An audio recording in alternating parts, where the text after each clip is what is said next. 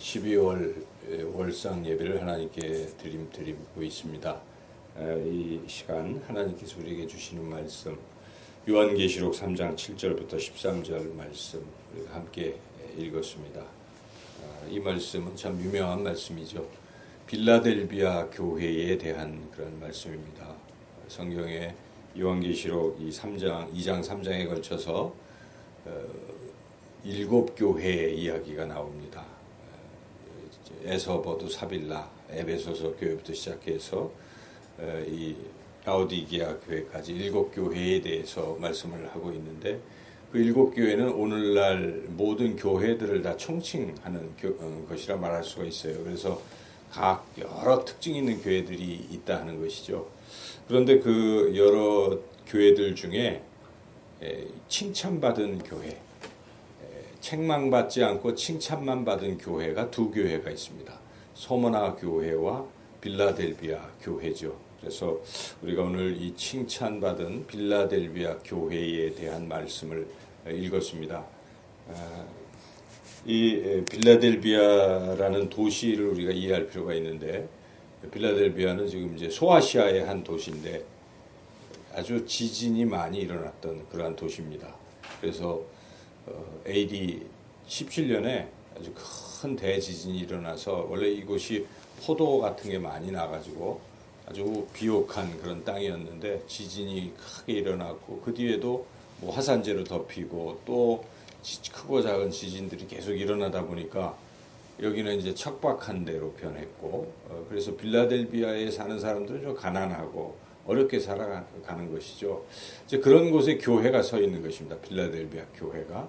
그런데 그 중에 유대인들이 이 서머나 교회와 마찬가지로 자꾸 그 로마 당국에 고발을 해서 기독교인들을 고발해서 기독교인들이 핍박을 받는 것입니다.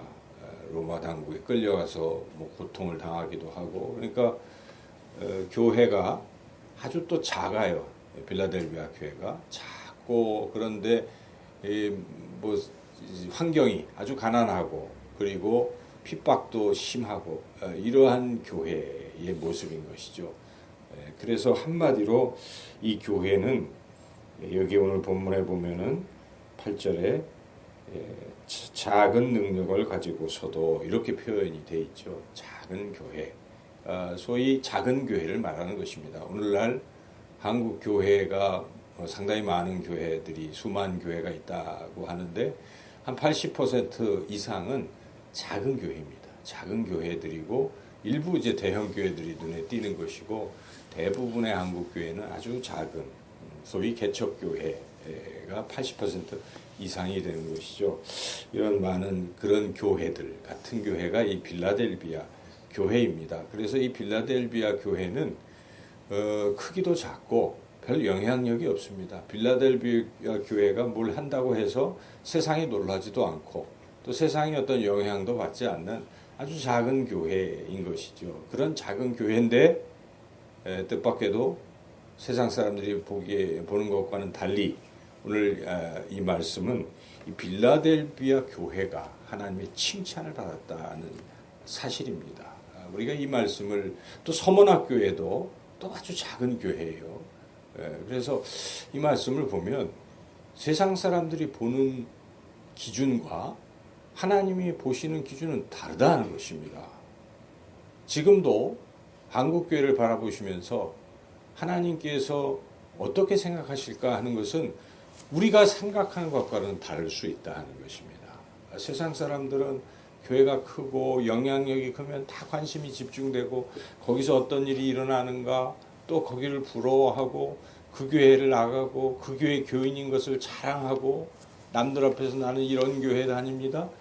그러면서 스스로도 만족하고 거기가 천국인 양 거기서 신앙생활하면 굉장히 잘하는 것으로 여길 수 있어요. 그리고 서로들 그렇게 평가합니다. 목회자들도 만나면 어느 교회에 어떤 사이즈의 목회자인가 이거에 따라서 등급이 쭉 매겨지는 거예요. 저 사람은 무능한 사람, 작은 교회 목사 이렇게 평가가 되는 것이죠. 세상은 그렇게 평가합니다. 그런데 우리가 주의할 것은 하나님은 어떻게 보시느냐 있다는 것이에요. 하나님은 그 겉에 드러나는 모습을 보시지 않습니다. 하나님은 중심을 보시는 것입니다. 자세가 어떤가를 보시는 거예요. 우리는 성경에서 이미 그런 것을 많이 보아왔습니다. 여러분 그 구약에 보면 하나님께서 다윗을 선택하실 때의 모습을 보면 알잖아요. 그 장자 엘리압부터 시작해서 사이즈도 크고 등치도 크고 잘생기고 능력이 있고 나이도 있고 이런 사람이 기름 부음 받는 왕이 될 줄 알았는데 심지어 그 누구죠? 사무엘도 그렇게 생각했는데 하나님이 아니다. 그래서 아주 막내, 아주 초라한 목동 다윗을 하나님 선택하셨어요. 그때 하나님이 말씀하시는 것은 나는 겉을 보지 않는다. 중심을 본다. 이렇게 말씀하신 것입니다. 그래서 하나님은 항상 중심을 보십니다. 여러분 예수님이 헌금하는 사람들을 봤잖아요. 보니까 막 금 동그랑 하면서 헌금함에 금을 넣은 부자들의 헌금을 했어요. 뒤에 과부가 두 렙돈이면 오늘날 한 1,000원 정도일까요? 아주 적은 돈을 헌금을 드렸어요. 그런데 예수님이 말씀하십니다. 저 과부의 두 렙돈이 더 크고 귀한 헌물이다 이렇게 평가하셨습니다. 왜 그렇습니까? 부자들은 자기 많은 돈 중에 일부를 넣은 것입니다. 그러나 그 과부는 자기 생활비 전부를 넣은 것입니다. 주님은 그것을 보신 것입니다. 그래서 우리는 중심을 보시는 하나님이시라는 것을 늘 기억할 필요가 있습니다. 오늘 이 빌라델비아 교회도 똑같은 것입니다. 겉으로 드러나는 사이즈와 영향력과 화려함에 하나님이 눈길을 주신 것이 아니라 그 중심을 보셨다 하는 것입니다. 우리가 신앙생활을 어떻게 해야 되겠습니까? 사람들 앞에서 뭐 드러내고 이게 중요한 게 아닙니다. 하나님이 나를 어떻게 보실까? 하나님이 나를 어떻게 보실까? 우리 영상교회를 어떻게 보실까? 이런 마음으로 우리가 섬기고 나가야 된다 하는 귀한 교훈을 얻게 됩니다. 그렇다면 오늘 본문을 통해서 하나님이 보시는 기준이 무엇인가를 우리가 잘 알아야 됩니다. 하나님이 왜 비록 작지만 빌라델비아 교회를 칭찬하셨을까? 그 부분을 우리가 잘 알고 우리 신앙도 그런 모습으로 가면 되는 것입니다. 8절 말씀을 같이 한번 읽어보겠습니다. 볼지어다 내가 네 앞에 열린 문을 두었을 때 능히 닫을 사람이 없으리라. 내가 네 행위를 아노니 네가 작은 능력을 가지고서도 내 말을 지키며 내 이름을 배반하지 아니하였도다. 내 말을 지키며 내 이름을 배반하지 아니하였도다. 이게 전부입니다. 빌라델비아 교회가 무슨 많은 일을 한 것도 아닙니다. 뭐 전도를 해서 많은 영혼을 구원한 것도 아닙니다. 딱 한 게 이거 두 가지예요. 하나님의 말씀을 순종했다는 것입니다. 하나님이 하시는 말씀에 무엇이든지 그저 아멘하고 순종했다는 것입니다. 그리고 끝까지 배반하지 않았다는 것입니다. 끝까지 변함없이 신실했다는 것입니다. 이것이 신앙의 핵심입니다. 끝까지 충성하는 것, 다른 것이 아닙니다. 하나님이 내게 주신 것이 어떤 것일지라도 하나님이 말씀하시면 나는 무조건 순종하는 것이 오늘 월삭기도회 합니다. 교회에서 월삭기도회로 하나님 앞에 첫날을 드립시다. 이 말씀을 우리가 들어요. 그러면 어떻습니까? 아멘 하고 이렇게 순종하는 그것을 하나님 보시는 것입니다. 그리고 뭐 이런 저런 어려운 일이 생길 때 그냥 내가 싫으면 교회도 훌쩍 떠나고 또 내 마음대로 뭐 우리가 이렇게 할 수가 있어요. 근데 하나님 그런 거 별로 좋아하시지 않습니다. 어쨌든 끝까지 하나님 붙들고 끝까지 배반하지 않고 충성되게 하나님을 섬기는 그러한 모습을 주님 보고 계신 것입니다. 우리 신앙은 그런 신앙이 되어야 됩니다. 우리가 이 땅에서 사는 기간 그렇게 길지 않습니다. 살아가는 날 동안 신실하게 다른 건 없습니다. 변함없이 신실하게 끝까지 주님을 섬기고 주님의 말씀에 어떤 말씀이라도 주의 말씀을 의지하여 순종하고 나가는 것, 그것을 하나님이 보신 것입니다. 빌라델비아 교회가 그렇다는 거예요. 여기 오늘 이 새벽을 깨우고 주님 앞에 나오신 여러분 모두 빌라델비아 교회 그 성도들처럼 그런 신앙생활 하시기를 주님의 이름으로 축원합니다. 하나님은 이 빌라델비아 교회를 어떻게 축복하셨는지 오늘 본문에 그 축복, 약속이 나와 있습니다. 자세히 살펴본다면 첫째는 열린 문을 두신다는 것입니다. 8절에 보면 볼지어다 내가 네 앞에 열린 문을 두었으되 이렇게 말씀하고 있죠. 열린 문이 무엇인가? 그것은 7절 말씀에 우리 예수님이 어떤 분이신지를 묘사할 때 예수님 어떤 분이십니까? 다윗의 열쇠를 가지신 분이신데 열면 닫을 사람이 없고 닫으면 열 사람이 없는 분이십니다. 이것이 무엇입니까? 여기에 여는 것은 무엇이고 닫는 것은 무엇이겠습니까? 천국문입니다. 천국문입니다. 예수님이 열면 천국에 들어갈 수 있습니다. 예수님이 닫으면 못 들어가는 것입니다. 예수님은 구원하실 수도 있고 심판하실 수도 있는 구원자요 심판주이신 분 아니겠습니까? 그러므로 예수님을 믿는 사람은 천국에 들어가는 것인데 천국문이 열려 있다는 것입니다. 여기에 열린 문을 두었다는 게 무슨 뜻이겠습니까? 그 열린 문으로 들어가는 천국으로 들어가는 문이 열려 있다는 것입니다. 그 열린 문을 주신 것입니다. 빌라델비아 교회 성도들은 다 천국에 들어간다는 것입니다. 우리가 그런 신앙의 삶을 산다면 우리는 하나님 나라 들어가는 것입니다.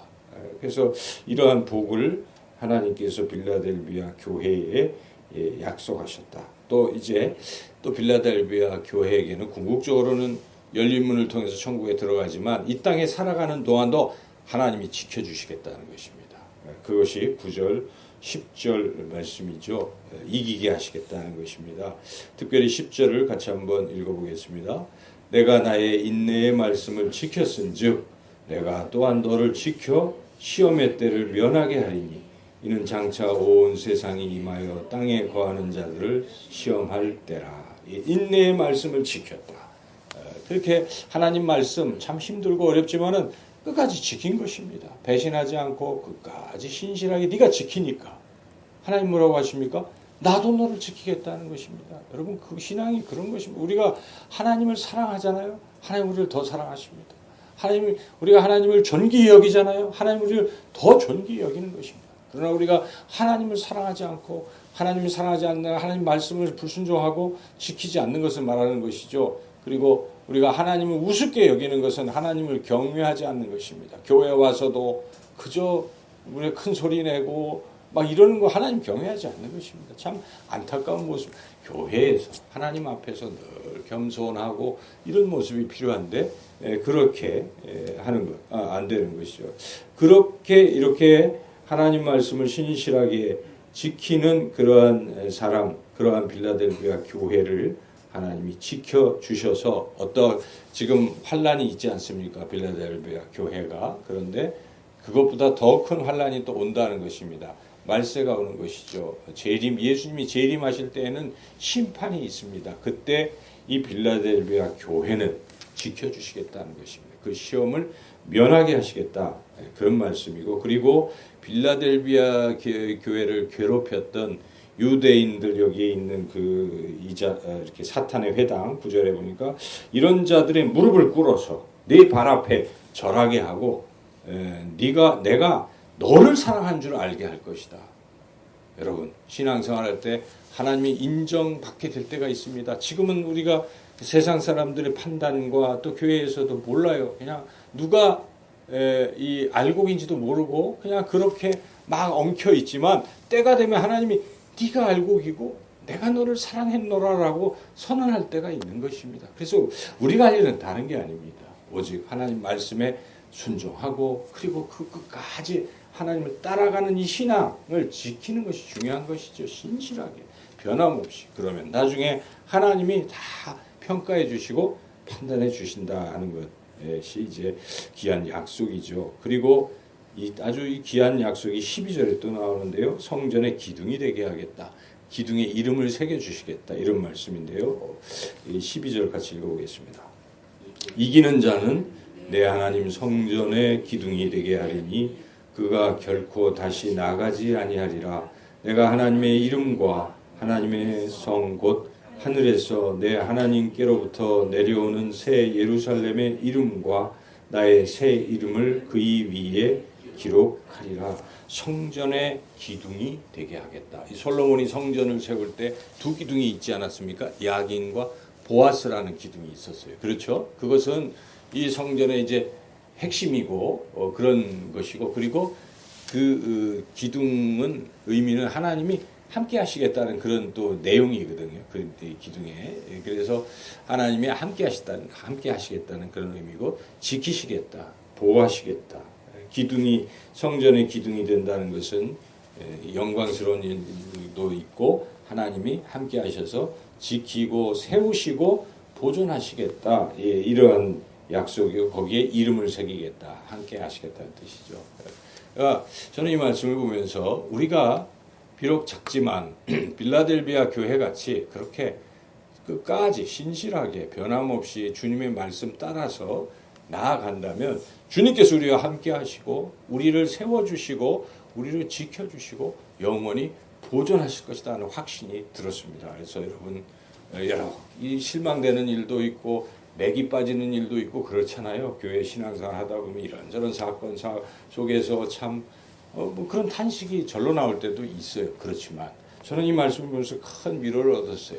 하나님이 함께 하시고 세우시겠다는 약속입니다. 우리 영상교회는 하나님이 세우실 것입니다. 우리가 이런 믿음을 가지고 나아가야 되겠다 하는 것이죠. 이렇게 약속을 하시면서 하나님께서 빌라델비아 교회에게 당부하신 말씀이 있어요. 자, 내가 이렇게 할 텐데 꼭 한 가지는 네가 해야 된다. 여러분 그 말씀에 우리 귀를 기울여야 되는데 그게 바로 11절 말씀입니다. 11절을 다 같이 한번 읽어보겠습니다. 내가 속히 오리니 네가 가진 것을 굳게 잡아 아무도 네 면류관을 빼앗지 못하게 하라. 현재 내가 하고 있는 일 잘하는 것이다. 이런 말씀. 잘하고 있으니까 그거 놓치지 마라. 이런 뜻입니다. 저는 이 말씀을 보면서 우리 영상교회 성도님들이 참 여기 나온 그런 분들이거든요. 저는 그런 마음이 들어요. 누가 이런 교회에 그렇게 끝까지 나옵니까? 그런데 이렇게 끝까지 나오시는 여러분들 하나님이 빌라델비아 성도같이 그렇게 보고 계시는 것인데 여러분 혹시 힘들고 어려운 일 때문에 그냥 포기하고 싶어지는 마음이 혹시 들었습니까? 이 말씀을 가지고 우리가 끝까지 붙들라는 것입니다. 지금 잘하고 있는 것입니다. 지금까지 잘해 오셨습니다. 그거 끝까지 붙들고 가야 면류관 놓치지 않는 것입니다. 지금까지 다 잘했다가 99% 잘했다가 마지막 1%에 그냥 탁 놓으면 놓치고 마는 것입니다. 끝까지 잡아야 된다는 것입니다. 그래서 끝까지 굳게 잡아 아무도 면류관을 빼앗지 못하게 하라 하고 하나님께서 빌라델비아 교회에 권면하시는 이 말씀을 우리에게 하시는 말씀으로 들으시고 그 음성 듣고 끝까지 하나님 앞에 충성하는 저와 여러분 모두가 되기를 주님의 이름으로 축원합니다.